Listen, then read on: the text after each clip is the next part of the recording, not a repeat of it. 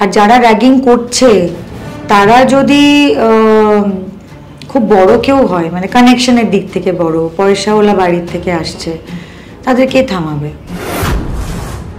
যে রেপ হচ্ছে তার দায় প্রমাণ করা যে তার সাথে অন্যায় হয়েছে। র্যাগিং এর ক্ষেত্রে যে র্যাগড হচ্ছে, ওদের কাছে সেদিনের ঘটনাটা ছিল জাস্ট একটা ফান, কিন্তু আমার কাছে সেটা ছিল একটা দগদগে মেন্টাল বার্ন। আসলে কোনো বিষয়ের গ্রহণযোগ্যতা ব্যক্তি মানুষ হিসেবে পরিবর্তনশীল। ধরুন আপনার কাছে যেটা মজা আরেকজনের কাছে সেটার মজা নাই হতে পারে, আর কখন যে আমরা এই থিন লাইনটা ক্রস করে যাই আমরা বুঝতে পারি না। কিন্তু যিনি বুঝতে পারেন এবং তিনি সেগুলো নিয়ে বারংবার ভোকাল হয়েছেন তিনি Swastika Mukherjee, and it's a pride and privilege to have you with city cinema অনেক দিন পর। দিন থ্যাংক ইউ। বিজয়া যে যাকে নিয়ে আমরা কথা বলবো, এবং এই বিজয়ার জন্য তোমার প্রিপারেশনটা কি ছিল সেটা আগে জানবো। আমি আসলে খুবই কি বলবো ইনটুইটিভ অভিনেতা হিসেবে। বিশাল যে আমি একটা হোমওয়ার্ক করি বা একটা প্ল্যান করে রাখি মাথায়, তেমনটা নয়। আমার কাছে স্ক্রিপ্টটা বাইবেল, সেটাই হওয়া উচিত। আমি স্ক্রিপ্টটা অনেকবার পড়ি কাজ শুরু হওয়ার আগে। সায়ন্তন ওর টিমের সঙ্গে আমরা এসবিএফ অফিসে বসে একটা পুরো ন্যারেশন নিয়েছিলাম, তিনি স্ক্রিপ্ট লিখেছেন, ও পড়েছিল। আর তারপরে চরিত্রটা যেমন হতে পারে আমার যেটা অনুভূতি সেটা আমি পরিচালকের সঙ্গে ভাগ করে নিয়েছিলাম, ওরা কি ভাবছে। কিন্তু আমাদের যখন লুকসেট হয়েছিল তখন বেসিক খুব অল্প মেকআপ ছিল, মানে আইব্রাউটা একটু ফিল করা ছিল, তারপরে একটু গালটাল আমরা কাটি অল্প, কন্টুরিং ওইগুলো একটু অল্প বিস্তর করা ছিল। কিন্তু শুটিংয়ের প্রথম দিন আমি মেকআপ ভ্যানে রেডি হওয়ার পরে নিজের দিকে তাকিয়ে ভাবলাম যে এই মাটা সেই মাটা নয়। তো তখন আমার মেকআপ আর্টিস্ট প্রসেনজিৎ ব্যানার্জি, ওকে বললাম যে একটা ইয়ে দে, কী বলে, ভাইব দে, দিয়ে ভালো করে মুখটা পরিষ্কার করলাম। তো এটা একটা প্রথম কাজ আমার মনে হয় যেখানে আমি এক ফোঁটা মেকআপ করিনি, মানে এক ফোঁটা। ওই নো মেকআপ লুকটাও তো মেকআপ দিয়েই করতে হয়, মানে ওইটুকুনি চিটিং আমরা সবাই করি, কিন্তু আমি এক ফোঁটা মেকআপ করিনি, মানে there is nothing on my face. So সেটা হলে তোমার মানে রনেসটা অনেক বেরোয়, তোমার মুখের সমস্ত যা ফ্লজ আছে সেগুলো বেরিয়ে আসে। সেটা আমার মনে হয়েছিল বিজয়া যেমন মা এবং সে যে লড়াইটা করছে তার সন্তানের জন্য, সেখানে যতটা সততা আমি দেখাতে পারবো আমার মুখে, আমার শরীরে, ততটাই সততা চরিত্রটাতে ফুটে উঠবে। সো সেটা একটা খুব কনসিয়াস ডিসিশন ছিল। যা জিজ্ঞেস করি এরকম মনোসিলেবিক উত্তর দাও, কলেজে কি হলো, নাথিং, কি করলি সারাদিন, কিছু না, পরীক্ষা কেমন হলো, ওকে। বিজয়া ধরো র্যাগিং নিয়ে কথা বলছে, র্যাগিং কি শুধুমাত্র এডুকেশনাল ইনস্টিটিউশনে হয় নাকি তোমার কাছে মনে হয় যে সেটা সর্বত্র বিরাজমান? সর্বত্রই বিরাজমান, কম বেশি পরিস্থিতির ওপর নির্ভর করে, কিন্তু শিক্ষা কেন্দ্রগুলোতে অনেক বেশি হয়। এবং আসলে একটা ঘটনা আমরা হয়তো কাগজে পড়ি, তারপরে ভুলে যাই। আমরা তো আর সেটা নিয়ে 10 দিন 15 দিন অনেক আলোচনা হয়, মিডিয়াতে অনেক সবাই যায়, প্যানেল বসে, সব কিছু হয়, আমরাও সোশ্যাল মিডিয়াতে সেগুলো নিয়ে লিখি, কিন্তু 1 মাস 2 মাস পর কিন্তু আমরা গিয়ে আর কেউ খোঁজ নিই না, বা যে পরিবারের সঙ্গে ঘটনাটা ঘটেছে তাদের কাছে গিয়েও কিন্তু খোঁজ নিই না যে আপডেটটা কি। এই কাজটা করতে গিয়ে যেহেতু যারা এই কাজটার নেপথ্যে আছে তারা অনেক রিসার্চ করেছে, এবং এই প্রমোশনের সময়ও আমি বেশ কয়েকজন এরকম ভিকটিমের সঙ্গে দেখা করেছি। আমরা যদিও ভাবি যে আমাদের সমাজটা এখন অনেকটা পাল্টে গেছে, এখন বোধহয় আর কলেজ ইউনিভার্সিটিতে এমন ধরনের মানে বিভৎস অত্যাচার হয় না, কিন্তু সেটা হয়, এবং সেটা নিয়ে থানা পুলিশ হয়, সেটা নিয়ে লোকেরা দৌড়োদৌড়ি করছে, স্ট্রাগল করছে। কিন্তু যেটা আমরা সিনেমাতেও দেখে থাকি, আমাদের চারপাশেও দেখে থাকি যে ওপরওয়ালা তারও ওপরে যে ওলারা বসে আছে, কোথাও না কোথাও তারা ঠিক কলকাঠি নেড়ে যতটা ঘটনাটা মর্মান্তিকভাবে ঘটছে ততটা আমাদের চোখের সামনে আসে না। আচ্ছা, র্যাগিং কি মানে এই যাদবপুরের ঘটনাটি হওয়ার পরেই অনেকে বলেছিল এটা স্যাডিস্ট, কিন্তু যে একবার র্যাগিং এর শিকার হয়েছে, পরোক্ষে যুক্তি এসেছে না ওরাও হয়তো ছোটবেলায় র্যাগিং এর শিকার হয়েছে, একবার যে যন্ত্রণাটা ভেতর দিয়ে গেছে সে যখন আরো একবার তার এক জুনিয়রের সঙ্গে করে, মানে তোমার কি মনে হয় মানে তাদের মাথায় কি চলে? আর they sadist or what going on? দেখো, আমার মনে হয় এটা না ওই আমাদের সাংসারিক জীবনে শাশুড়ি আর বউয়ের মধ্যে যেটা চলে দ্বন্দ্বটা, সেটাই যে আমার শাশুড়ি আমার সঙ্গে এরকম অত্যাচার করেছে বা আমার শাশুড়ি আমাকে এই কাজগুলো করতে দিয়েছে বা দেয়নি, সেজন্য আমি আমার ছেলের বউয়ের ওপরে সেই একই নিয়মগুলো লাগু করব। এটা হয়তো আমাদের সংসারে খুব ছোট স্তরে হয় বা অনেক ক্ষেত্রে অনেক বড় স্তরে হয়, একটা শিক্ষা কেন্দ্রে সেটা আরো বড় স্তরে হয়ে যায়। আর সিনিয়ররা জুনিয়রদের ওয়েলকাম করবে, তাদেরকে কি বলবো কমফর্ট দেবে, তাদের যাতে অসুবিধে না হয় দেখবে, সেটা না করে মানে ইন্ট্রোডাকশন দেওয়াটা তো ট্রমার দিকে চলে যেতে পারে না। এটার আমার মনে হয় পুরোটাই না একটা পাওয়ার প্লে, স্যাটিসফ্যাকশন, মানে আমার ক্ষমতা দেখাবার জায়গা এটা, যে আমি কেউ কেটা, আমার একটা গ্যাং আছে, আমার একটা ক্ষমতা প্রয়োগ করার জায়গা হয়ে দাঁড়ায়। আর আমি বিজয়া সিরিজটাতেও একটা খুবই গুরুত্বপূর্ণ ডায়লগ বলেছিলাম যে ভয়ের ব্যবসার চেয়ে বড় ব্যবসা আর কিছুই নেই। সেটা তো আমি ব্যক্তিগতভাবেও মনে হয় আমার, যে মানুষকে যদি ভয় দেখিয়ে রাখা যায় তাহলে তাদের আর লড়াই করার বা যুদ্ধ করার জায়গা কোথায়? কাউকে যদি ভয় দেখানো হয় যে তুমি এটা বললে তোমার বাড়ির লোককে, তোমার বাড়ি কোথায় জানি, তোমার বাড়িতে কারা কারা আছে জানি, তোমার ছেলে মেয়ে কোন স্কুলে পড়ে জানি, তো সে কোন ভরসার জায়গা থেকে বা কোন সাহসের জায়গা থেকে লড়াই করবে? একা মানুষ অনেক কিছু করতে পারে, কিন্তু তোমার যদি পরিবার থাকে, তোমার ছেলেপুলে থাকে, তোমার সংসার আছে, সবার জীবনটাকে রিস্কে ফেলে কি তুমি লড়াই করতে যাবে? তখনই মানুষ পিছপা হয়ে যায়। কিন্তু এই মানসিকতাটায় পৌঁছানোর আগে তাহলে কি কোথাও না একটা পারিবারিক শিক্ষা, সেটা আপব্রিঙ্গিংটা তো খুবই ইম্পর্টেন্ট। আর এই যে মানে বাবা মাদের শাসনটাও যে কতটা গুরুত্বপূর্ণ, আর এটা কিন্তু খুব ছোট বয়স থেকে শুরু হওয়া উচিত। এই যে ধরো অনেক বাচ্চারা দেখবে রেস্টুরেন্টে গেলে দৌড়ে বেড়ায়, অন্য লোকের টেবিলে গিয়ে চামচ কাঁটা দিয়ে বিরক্ত করছে তাদের।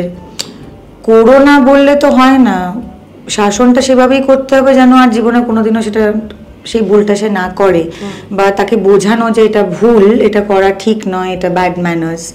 বা আমাদের বাড়িতে সংসারে এই যে কাজের লোকদের নাম ধরে ডাকার, মানে আমি বলছি এগুলো খুব ছোট ছোট উদাহরণ, যে ড্রাইভারকে নাম ধরে ডাকবো, কাজের লোককে নাম ধরে ডাকবো, হ্যাঁ মানে কাজের লোক মাটিতে খাবে, কাজের লোক মাটিতে শোবে, কাজের লোকের জন্য আলাদা চাল আসবে, কাজের লোকের থালা বাসন আলাদা। মানে এই ছোটবেলা থেকে যে এই কি বলবো ডিমার্কেশন গুলো আমরা করে দিই না, যে ওরা নিচু স্তরের, আমরা ওরা আমাদের চাকর, আমরা একটা হায়ার পাওয়ারে আছি। ওই পাওয়ার প্লেটা কিন্তু ওখান থেকেই শুরু হয়, তারপরে সেটা আরো মানে শাখা প্রশাখা বেড়ে যায়।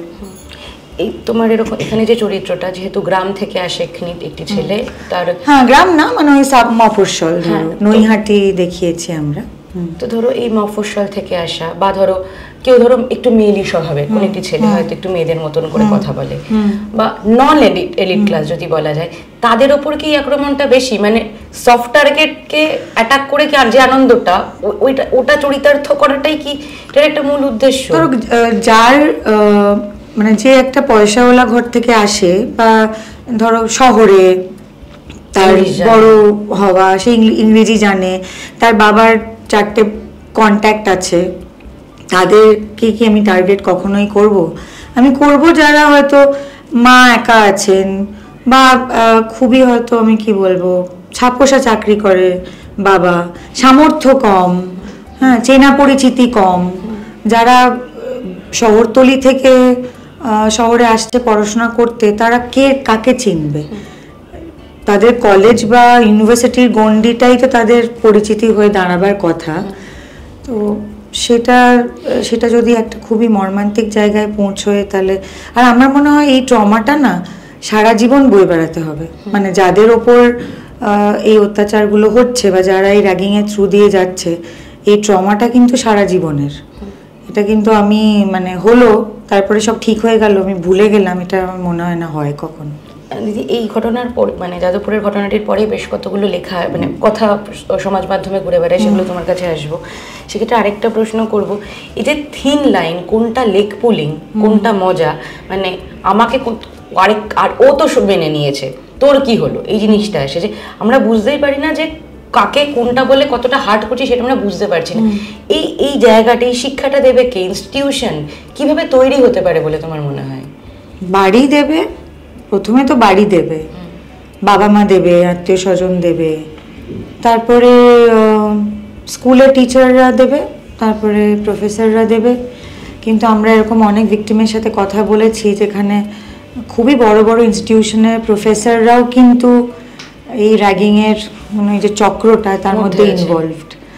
যে প্রফেসররাও যে কম নম্বর পাচ্ছে তাকে পুরো ক্লাসের সামনে হ্যাটা করছে, বা যে ধরো একটু এফেমিনেট সে মেয়েলি হওয়ার জন্য তাকে কথা শোনাচ্ছে।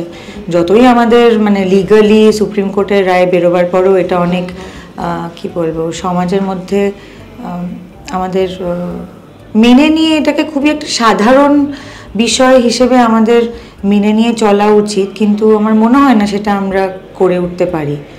আমরা খুবই জাজমেন্টাল সমাজ হিসেবে, আমরা খুবই জাজমেন্টাল। এই সোশ্যাল অ্যাকসেপ্টেন্সের জন্য যে হয়তো যে নিজের র্যাগিংয়ের কোনো একটা সময় শিকার হয়েছে, সে যখন ভবিষ্যতে করে তাহলে কি সেটা তার একটা মেন্টাল ট্রমা, মানে মেন্টাল ট্রমা থেকে আসে না, একটা মানসিক রোগ হয়ে যায় তার।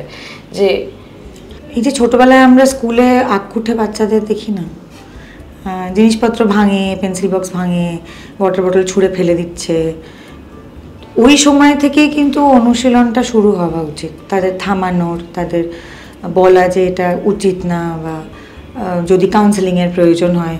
কারণ এই জিনিসপত্র ভাঙার দিয়ে শুরু হয়ে কিন্তু তারপরে সেটা আরও বড় বড় জিনিস ভাঙার দিকে চলে যায়। সেটা মানুষের মানে মানুষকে যন্ত্রণা দেওয়ার ইচ্ছে হতে পারে, প্রবণতা থাকতে পারে, যে একটা অন্য লোকের ক্ষতি করে আমার খুব ভালো লাগছে। তো এইগুলো খুব ছোট বয়স থেকে আমার মনে হয় যদি বুঝতে পারা যায়, should be handled right then and there. এখানে ইনস্টিটিউশনের কতখানি দায়বদ্ধতা? অনেকটা দায়, বিশাল বড় দায়।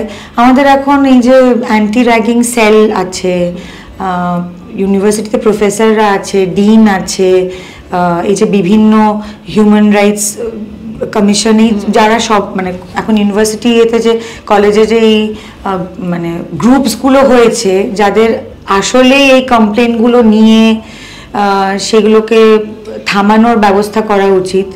কিন্তু আমি ভিকটিমদের সাথে কথা বলে যেটা বুঝলাম যে ওই সরকারি অফিসে ফাইল মানে একটা টেবিল থেকে আরেকটা টেবিল যাওয়ার মতন, যে আচ্ছা আমার কাছে কমপ্লেন আসছে, আমাকে কাউকে একটা বলতে হবে, সে আবার অন্য কাউকে বলবে। আলটিমেটলি যাদের দায়িত্ব এটা থামানোর বা এটাতে ইন্টারভিন করার, সেটা তারা করে উঠতে পারছে না। আর যারা র্যাগিং করছে তারা যদি খুব বড় কেউ হয়, মানে কানেকশনের দিক থেকে বড়, পয়সাওয়ালা বাড়ির থেকে আসছে, তাদের কে থামাবে? আমরা তো জানি আমাদের সমাজ ব্যবস্থাটা কি। শিক্ষা এই ক্ষেত্রে অনেকেই বলে যে তো দারুণ ব্রিলিয়ান্ট স্টুডেন্ট ছিল, এটা করতেই পারে না। শিক্ষার সঙ্গে কি আদৌ এই মানসিকতার কোনো যোগাযোগ আছে? পুরোটাই যোগাযোগ নেই। এরকম তো প্রচুর রেপ কেসেস আমরা দেখেছি যেগুলো খুবই বড় বাড়ির ছেলেরা করেছে, বা যারা খুবই শিক্ষিত, যারা বিদেশে গিয়ে পড়াশোনা করে এসছে, যাদের বাবারা মানে পরিবার বিশাল বড় সম্ভ্রান্ত পরিবার, তারা কি মেয়েদের টিজ করে না, না মোলেস্ট করে না? না সমস্ত রেপ কেসেস কি এক মানে একটা সমাজের একটা শ্রেণীর মানুষ ঘটাচ্ছে? সেটা তো নয়। সো এটার সাথে শিক্ষা, আমার ওয়ার্ল্ড এক্সপোজার, আমি কতটা জানি বুঝি, ক্ষমতার প্রয়োগের সঙ্গে এটার কোনো কি বলবো সম্পর্ক নেই।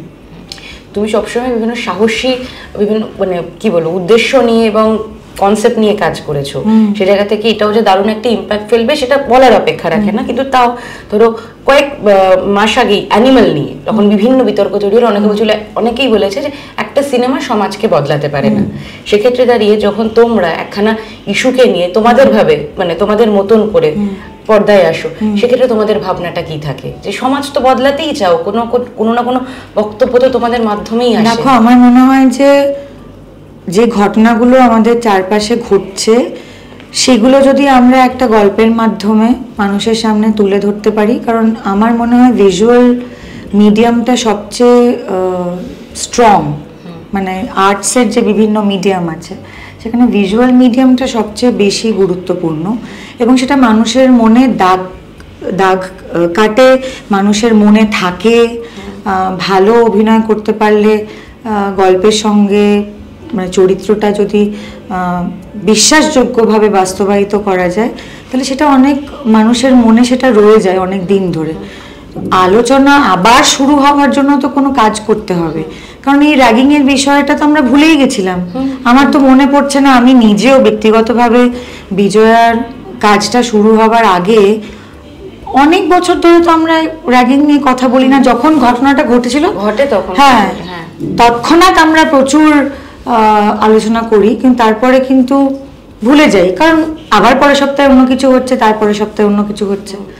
তো সেইভাবে একটা কাজের মাধ্যমে একটা ডায়লগ শুরু হতে পারে, মানুষের মনে পড়তে পারে, তারা এটা নিয়ে ভাবতে পারে, তারা তাদের সন্তানদের সঙ্গে এটা নিয়ে আলোচনা করতে পারে। তো এই ধরনের কাজটা হওয়া ওই জন্যই খুব জরুরি। সুস্মিতা, তুমি এক্ষেত্রে এই ভিকটিমের মায়ের চরিত্রে অভিনয় করেছো। যদি তুমি একদম সেই জায়গা থেকে ভাবো যে এই ভিকটিম, তার সঙ্গে তার ফ্যামিলির সাপোর্টটা প্রথম থেকে থ্রু আউট কতটা দরকার থাকে, মানে কন্টিনিউয়াস কমিউনিকেশন, যে প্রবলেম হলে বলো আমরা আছি। আমি এই সিরিজটা তো আমি কতবার যে আমার ছেলে নীল, ওর নাম মানে চরিত্রের নাম নীল দেবদত্ত কাজ করেছে আমার ছেলের চরিত্রে, সারা সিরিজ ধরে আমি যে কতবার ওকে বলেছি যে ফোন তুলবে, যা অসুবিধা হবে সুবিধা হবে আমাকে সব বলবে, ভয় পাবে না, লুকোবে না। তো বাবা মাদের এই কনফিডেন্সটা তাদের সন্তানদের দেওয়াটা খুব দরকার, যে যা হবে বলবে।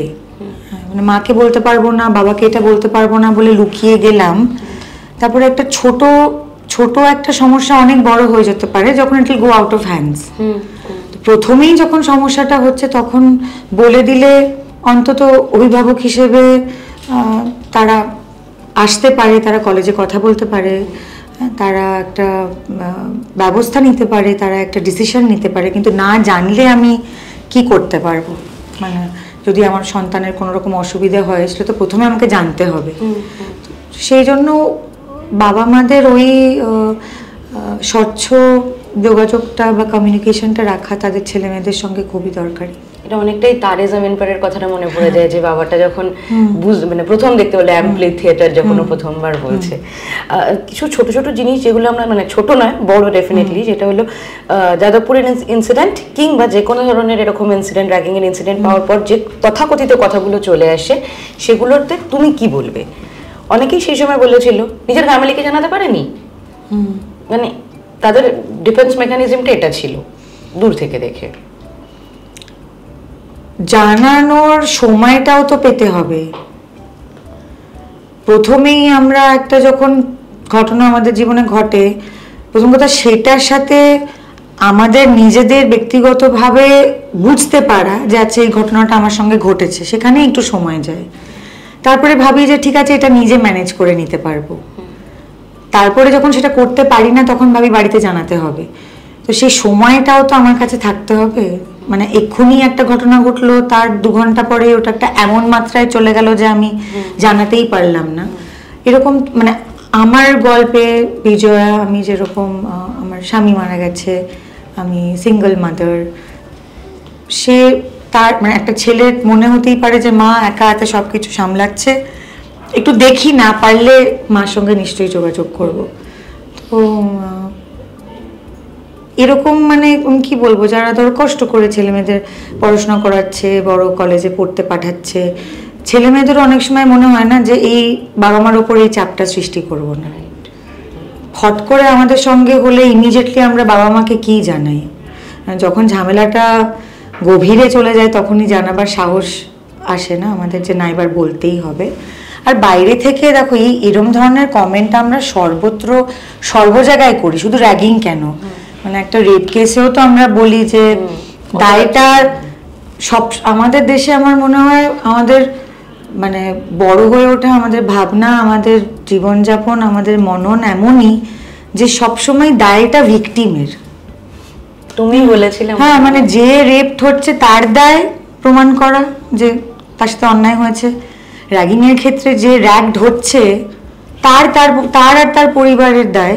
আমি একটা খুব ছোট কথা বলবো, আগের বছর কোনো একটা সময়, আমার মনে নেই এক্স্যাক্টলি কোন সময়, একটি মেয়েকে খুঁজে পাওয়া যাচ্ছিল না দুর্গাপুরে, এবং ফেসবুকে একজন পোস্ট করেছিল আমাকে ট্যাগ করে। তো আমি তখন সেটা অবভিয়াসলি তার কাছ থেকে সমস্ত ডিটেলস নিয়ে আমি সেটা আমার সোশ্যাল মিডিয়াতে অ্যাম্প্লিফাই করি। আমার পরিচিত থানা পুলিশ যাদের, যেখানে আমি জানি, বর্ধমান, আসানসোল, ওখানে আমি নিজে পার্সোনালি পুলিশ কর্তাদের সঙ্গে কথা বলি যে এরকম একটা ঘটনা ঘটেছে। কিন্তু সেটা করার মাঝে এবং তার পোস্ট হওয়ার বোধহয় 6-7 ঘন্টার মধ্যে বাচ্চা মেয়েটিকে খুঁজে পাওয়া গেছিল। তার মা single mother. Institute of Management Study BBA, BCA, BMLT, BTTM, BOPTOM, MBA, MEHA, MPH, MTTM. For admission call 90070275. করে ফেসবুকে পোস্টটা করার সঙ্গে সঙ্গে কয়েকশো কমেন্ট ওখানে শুরু হয়ে গেল যে ওর মা কেন খোঁজ নেয়নি, টিউশন থেকে ফেরেনি, ওর মা কেন ওকে টিউশনে নামাতে যায়নি, ওর মা কেন টিউশনের টিচারকে ফোন করে জিজ্ঞেস করেনি যে মেয়ে কখন বেরিয়েছে। পুরো দোষটা মেয়েটার মার ঘাড়ে গিয়ে পড়লো, যেখানে ওর মা কিন্তু ওয়ার্কিং মাদার। সবার জীবনে তো আমাদের একরকম একটা লাইফস্টাইলের ডিসিপ্লিন থাকে। আমার মেয়ে যদি আধ ঘন্টা বাড়ি ফিরতে দেরি হয়, আমি অবভিয়াসলি প্যানিক করে 20টা ফোন করব না, সেটা 1 ঘন্টা হলে আমি তখন একজন দুজনকে ফোন করতে শুরু করব। আমি ওখানে খুব মানে আমি খুব রেগে এবং খুব বিধ্বস্ত হয়ে আমি লিখেছিলাম যে আপনারা শেয়ার করতে পারেন, আপনারা অন্যদের বলতে পারেন খোঁজার জন্য, কোনো কাজই না করে প্রথমেই মাটার উপরে অ্যাটাক করার মানেটা কি? আমরা তো কিছুই জানি না যে ওর মা কোথায় ছিল, কোন পরিস্থিতিতে ছিল, বা মানে সে 4টে ফোন করেছে কি করেনি, আমার অত ডিটেলস তো আমার কাছে নেই। বাট এই যে ইমিডিয়েটলি কিছুই আমি জানি না, আমি কোনো রকম সাহায্যের হাত বাড়াবো না, কিন্তু আমি অ্যাটাকটা ডেফিনেটলি করব। সো এই মেন্টালিটিটা আমাদের আছে। আর এরকম না যে শুধু ছেলেরা গিয়ে ওখানে লিখেছিল, প্রচুর মহিলারাও লিখেছিল যে দোষটা তোর মার, কিছুই জানি না তাহলে মানে দোষারোপটা করছি কিভাবে। টেন্ডেন্সিটাই এইটা যে আমি সাহায্য করতে পারি চাই না পারি, আগে আমি কুৎসাটা রটিয়ে দেবো যে ওর মাকে দেখো, ওর মা কি করছিল, তারপরেই তার চরিত্র স্খলন, তারপরেই মানে যা যা চলতে থাকে একের পর এক। আমাদের সঙ্গেও যা ঘটে সাধারণ মানুষের সঙ্গেও তাই ঘটাচ্ছেও সাধারণ মানুষই। আমার মনে আছে তুমি অনেকদিন আগে একটা ইন্টারভিউতে রেডি হতে তুমি বলেছিলে, তোমার ওই কোটেশনটা আমার এখনো খুব মনের ভেতর থেকে গেছে, যে চরিত্র শুধু মেয়েদেরই হয়, ছেলেদের হয় না। তো ওরকমই আগে একটা স্টেটমেন্ট আরো একবার আমি ডায়েরিতে নোট করে রাখবো। এটা আরেকটা কথা, এই যে যখন তুমি বললে যে সঙ্গে সঙ্গে কমেন্টের ঝড় বয়ে গেল, এই যে ট্রোলিং, এই যে মিম তৈরি করা, এটাও তো একটা র্যাগিং। মানে কেউ একটা অলক্ষ্যে দাঁড়িয়ে নিজের একটা ক্ষমতার প্রতিফলন করছে, ক্ষমতাও না রাজার, সামনেও আসবে না, কাউকে একটা অ্যাটাক করে যত। হ্যাঁ, আমি আজকে একটু আগেই মানে তুমি আসার একটু আগেই আমি ফেসবুকে একটা পোস্ট করেছি সায়নী ঘোষকে কংগ্রাচুলেট করে, কারণ আমরা কলাকুশলী, আমরা একসঙ্গে কাজ করি। ও অভিনয়ের জগৎ থেকে সরে গেলেও আমার সঙ্গে ওর যোগাযোগটা তো এখানেই হয়েছে। তো যাদবপুর থেকে ও জিতেছে। আমরা আমাদের আশেপাশে বন্ধুবান্ধব, বাড়ির লোক, আত্মীয় স্বজন, তারা স্কুলে ফার্স্ট হলে, ক্লাসে ফার্স্ট হলে, ভালো চাকরি পেলে আমরা সবাই কংগ্রাচুলেট করি। এটা শুধু রাজনীতি বলে মানে আমি কেন তাকে কংগ্রাচুলেট করব না? আমি তো ভেবেছিলাম আরও অনেক কিছু লিখবো, আমি যদিও ভোট দিতে পারিনি, আমার নাম ছিল না লিস্টে, কিন্তু আমি তাছাড়াও আমি ওকে আরেকটু বড় কিছু লিখবো ভেবেছিলাম। কিন্তু সেখানে মানে আরও বড় বড় অ্যাটাক হবে বলে আমি জাস্ট কংগ্রাচুলেট করেছি। আর ওর সঙ্গে আমার একটা ছবি অনেক কষ্ট করে আমি কালকে মাঝরাতের থেকে খুঁজে পেয়ে 2021 না 22-এর একটা ছবি আমি ওকে আদর করছিলাম, সেটা আমি পোস্ট করেছি। তো জাস্ট 2 মিনিটের মধ্যে আমাকে আমার মেকআপ আর্টিস্ট প্রসেনজিৎ বললো যে 250টা কত কমেন্টে, হ্যাঁ মানে তুলোধনা করছে আমাকে। কিন্তু সে আমার কলিগ, তার সঙ্গে আমার রাজনীতির মতামত মিলুক না মিলুক, মতবিরোধিতা থাকুক না থাকুক, কিন্তু সে ভোটে দাঁড়িয়েছে, জিতেছে এবং মানুষ তাকে জিতিয়েছে। তো আমি তাকে অভিনন্দন জানাবো না কেন? তো এটা নিয়ে আমার মাথা ঘামাই না। শাড়ি পরলেও গালাগাল দেয়, সুইমিং কস্টিউম পরলেও গালাগাল দেবে, আর কোনো কিছুরই কোনো মাথামুন্ডু নেই। মানে সমুদ্রে বা একটা পুলে সাঁতার কাটতে নামলে মানুষে কি পরে নামবে, মানে কি পরলে সেটাকে শালীন লাগবে? নাইটির ওপরে গামছা, হ্যাঁ নাইটির ওপরে দুপাট্টা, শাড়ি যেটা জলে নামলেই উঠে যাবে, মানে এই তাতে অশ্লীল লাগবে না। সুইমিং কস্টিউম যেটা অ্যাকচুয়ালি সাঁতার কাটার জন্যই বানানো হয়েছে, সেইটা পরে বিজ্ঞানটা হলো গিয়ে সেটা পরে ছবি দিলে অশালীন। হ্যাঁ মানে নাইটির ওপরে গামছা জড়ানোটা খুব শালীন একটা দৃশ্য মানুষের কাছে। দীঘার সমুদ্র সৈকতে যেটা বিচরণ করছে, সো এগুলো তো চলতেই থাকে। কিন্তু আমি ডেফিনেটলি যারা জিতেছে, যারা আমার কলাকুশলী, আমি যে সায়নীকে দিয়ে শুরু করেছি কারণ ওটা যাদবপুর আমার বাড়ির কাছে, এরপরে ধীরে ধীরে লিস্টটা বাড়বে। বেশ, পরে আর ওখানে জিনিস যেটা শুনতে হয়, এত অল্পতে ভয় পেয়ে গেলে ভবিষ্যতে চলবে কি করে? র্যাগিং এর যদি কেউ শিখে, হ্যাঁ দেখো এগুলো সবই না কন্ট্রাডিক্টরি। প্রথমেই তুমি আমাকে বললে কি যে প্রথমেই বাবা মাকে জানাতে পারেনি, তারপরের কথাটা হচ্ছে এত অল্পতে ভয় পেলে চলবে। তো দুটো জিনিস তো কন্ট্রাডিক্টরি। যদি আমি এত অল্পে যদি আমি ভয় নাই পাই, তাহলে তুমি আমার বাবা মাকে জানাবো না, আর যদি পাই তাহলেই বাবা মাকে জানাবো। তাহলে কোনটা করব, ভয়টা পাবো না বাবা মাকে জানাবো? সো আমরা নিজেরাই বিভিন্ন রকম মানে নিয়মের কথা বলি, বিভিন্ন রকম বক্তব্য রাখি, যে বক্তব্যগুলোর মানে কোনোই তাদের মধ্যে কোনো সামঞ্জস্য নেই, দুটো একসঙ্গে মিল খায় না। বেশ, এবার আসি এমন কিছু সিচুয়েশন যেগুলো আমরা বিভিন্ন জায়গায় ফেস করে থাকি, মানে ফেস করে, এবং তুমি যদি এরকম সিচুয়েশনকে ফেস করতে দেখে থাকো বা শুনে থাকো বা নিজেও যদি অভিজ্ঞ হয়ে থাকো, তুমি তোমার মতন করে সেটা শেয়ার করে যদি তোমার মেসেজ মানে your take away from that. পরিবারের র্যাগিং, পারিবারিক র্যাগিং যেটা বলা হয়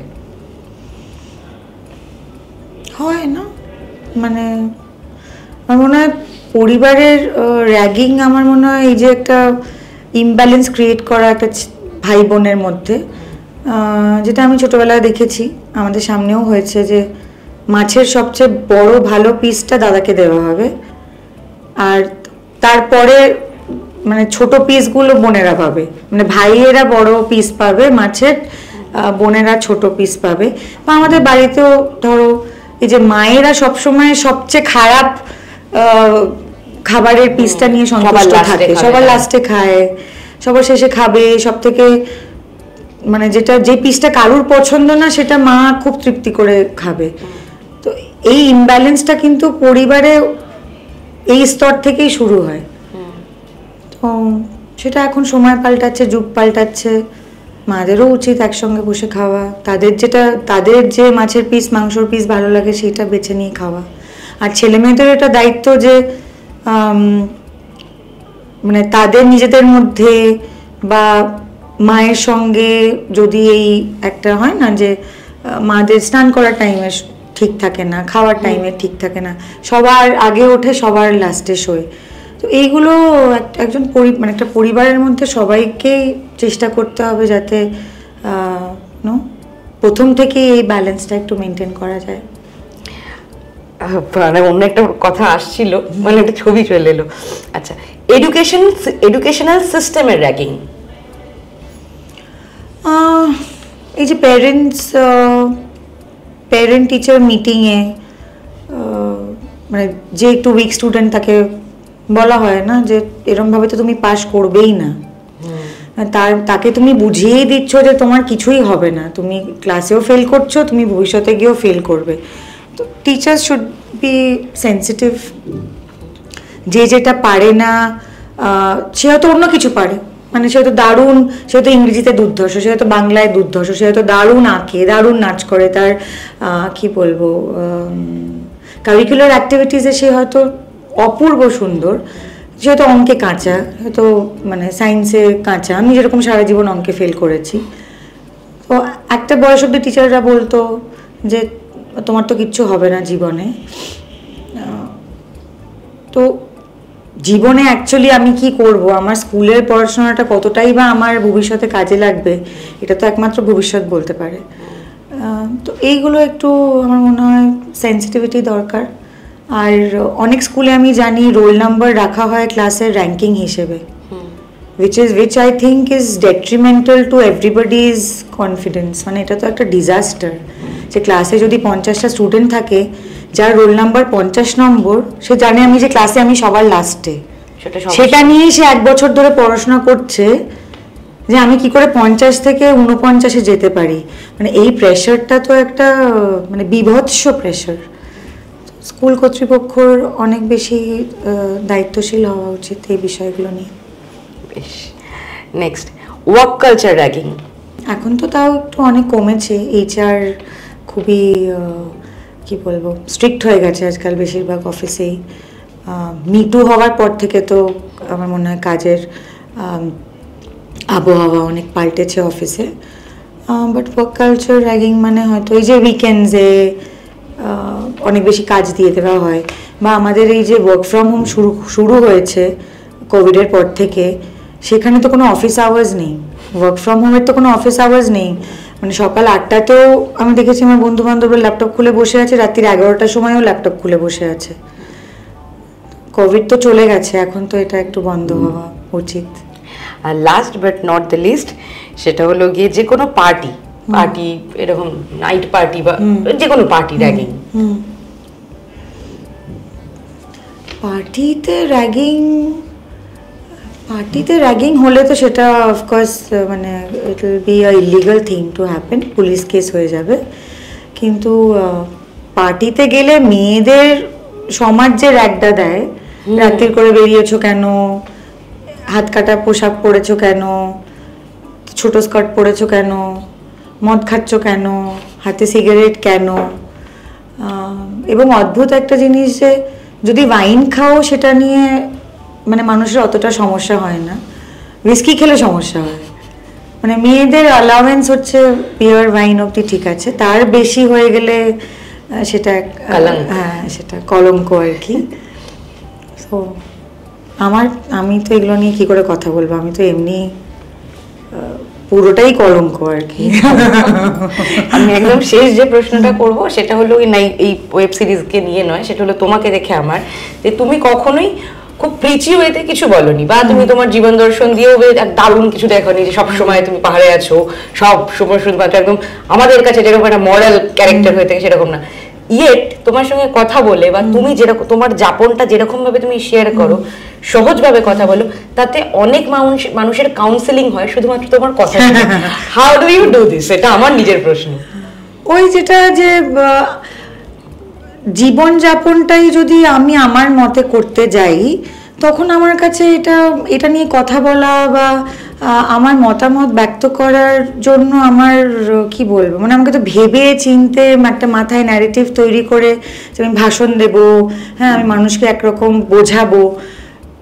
আমার মনে হয় ভাষণটা তখনই ভাষণ মনে হয় যখন আমি বলছি একটা কথা, এদিকে আমার ধ্যান ধারণা, আমার মানে আমার বিশ্বাস, আমি যেরকম মানুষটাই পুরো আলাদা। মানে আমি যদি এখন আমি নিজে একটা হাত কাটা ব্লাউজ পরে, তো আমি একটা অন্য মেয়েকে জ্ঞান দিতে পারি না যে এই তুমি হাত কাটা ব্লাউজটা পরেছো, হাতটা ভীষণ মোটা লাগছে। আমার হাত মোটা, আমি সেই মোটা হাত নিয়ে যদি হাত কাটা জামা পরি, তাহলেই আমি আরেকজন মহিলাকে বলতে পারবো যে আরে তুমি এত কনসিয়াস কেন হচ্ছ, তোমার ভালো লাগে পড়তে তুমি পড়ো। মানে মানুষের সব কিছু নিয়েই কথা বলবে। তো আমার ওটা আলাদা করে একটা টাস্ক মনে হয় না যে আমাকে ইউ জাস্ট বি ইয়োরসেলফ, সেটাই। হ্যাঁ, কারণ আমি লাস্ট মাসে বোধহয় আমার স্কুলের বন্ধুদের সাথে আমরা বেলকারিয়া প্যালেসে বেড়াতে গেছিলাম। তখন আমার হাতে একটা ক্যান ছিল, তো ওটা নিয়ে ছবি তুলে ওঠানো হয়েছিল, তো আমি ওটা পোস্ট করেছি। মানে আমি কেনই বা মানুষকে এরকম একটা ইমেজ দেবো যে, আর সৎ হওয়ার জন্য কি মানে টিক মানে বক্সে টিক মারতে হবে? মানে আমি খুব সৎ শালীন দেখানোর জন্য আমি কি করব? ফুল হাতা ব্লাউজ পরবো, গলার এখান থেকে শাড়ি নেব, আর কি বলবো যে না মানে আমার কোনো রকম ইনটক্সিকেশনের মধ্যে আমি নেই, আমি কোনো রকম সাবস্টেন্স ব্যবহার করি না। সেরকম মধ্যে সিগারেট হতে পারে, মেন্থল হতে পারে, হোয়াট এভার, যে যা যেরকমভাবে খায় পছন্দ করে, তো আমি কোনোটাই করব না। কিন্তু আমি হয়তো ভেতরটায় খুবই একটা অসৎ পার্সন, ব্যক্তিগতভাবে আমি তো খুবই অসৎ। আমি হয়তো আমার চারপাশে আমার টিম মেম্বারদের সঙ্গে খারাপ ব্যবহার করি, আমার কাজের লোকের সঙ্গে আমার সারাক্ষণ খিটখিট হচ্ছে, পাড়ায় আমার মানে একটা ইল বিহেভড পার্সন বলে আমার খুব বদনাম। কিন্তু আমি মানে সমাজের সব বক্সে আমি টিক মেরে গেছি। সেটা হওয়ার আমার মনে হয় মানে আমি একদমই ওই প্রিটেনশিয়াস ব্যাপারটা আমার দ্বারা হবে না। সে যতই আমাকে লোকে গালাগাল দিগা ট্রোল করুক, ভালোবাসার মানুষও তো এত পেয়েছি, এত মানুষ। আমি যেরকম, আমি বাড়িতে যেমন, আমি তোমার ক্যামেরার সামনেও সেরকম, আমি আমার সোশ্যাল মিডিয়াতেও সেরকম। সেইটার জন্য তো এত মানুষ ভালোবাসে আমাকে। হ্যাঁ, যেখানে দেখা হয়, যার সঙ্গে দেখা হয়, যে বয়সের দেখা হয়, ছেলে মেয়ে নির্বিশেষে, তারা অনেকেই নিশ্চয়ই আমার অভিনয় দেখে, আমার অভিনয় পছন্দ করে। কিন্তু ব্যক্তি আমিটাকেও তো অনেক মানুষ ভালোবাসে। তো আমি সেই দিকে ফোকাস করব না যে ঠিক আছে মানে আমি এই সাহসটা দেখালাম, আমাকে দেখে আরো 10টা মেয়ে সাহস পাবে, তো সেইটাই আমি নিয়ে বাঁচবো। বাইরে কে কি কথা বলছে সেটা শুনতে গেলে তো আমি আর বাঁচবো কখন? তাহলে আমাকে শুধু ওমা আজকে সকালবেলা এটা বললো, দুপুরবেলা বি ওটা বললো, সন্ধ্যেবেলা সি ওটা বললো, তাহলে আমাকে তাদের সবার কথা অনুযায়ী বাঁচতে হবে। তাহলে আমার জীবনটা আমি কখন বাঁচবো? তো এইবারটা আমার জীবনটা বাঁচি, নেক্সট বারে আবার দেখবো যে লোকজনের মতে কি করতে পারি। বেশ, তাহলে বিজয় হিসেবে আপাতত স্বস্তিকা মুখার্জি কিভাবে বাঁচলেন সেটা আপনারা দেখুন, আর আমি তো তখন বাঁচি এই ইন্টারভিউ হবার কিছুদিন আগে স্বস্তিকা গালটা টিপে দিয়েছিল সেই আনন্দ। তুমি দেখবে নিমন্ত্রণ করে দাও সবাইকে তোমার প্রজেক্ট। 5ই জুলাই হইচইতে স্ট্রিমিং শুরু হবে বিজয়ার। আমার খুব মনের কাছের একটা কাজ, খুব গুরুত্বপূর্ণ একটা কাজ। সমাজে, শিক্ষাকেন্দ্রে যে সমস্ত এরকম মর্মান্তিক ভয়ঙ্কর র্যাগিংয়ের কেসেস হয়, সেই ভিকটিমদের গল্প, তাদের অসহায় বাবা মাদের গল্প আপনারা দেখবেন। আর হইচই সাবস্ক্রাইব করবেন, আর ডেফিনেটলি আমাদের ফিডব্যাক দেবেন যাতে আমরা পরবর্তীকালে আরও ভালো অনেক কি বলবো ন্যারেটিভ নিয়ে আপনাদের কাছে আসতে পারি। Thank you. বলিউডের latest update, gossip and entertainment পেতে সাবস্ক্রাইব করুন শুধুমাত্র সিটি সিনেমা, আর ফলো করুন সিটি সিনেমার Instagram, Facebook, Twitter and ShareChat page.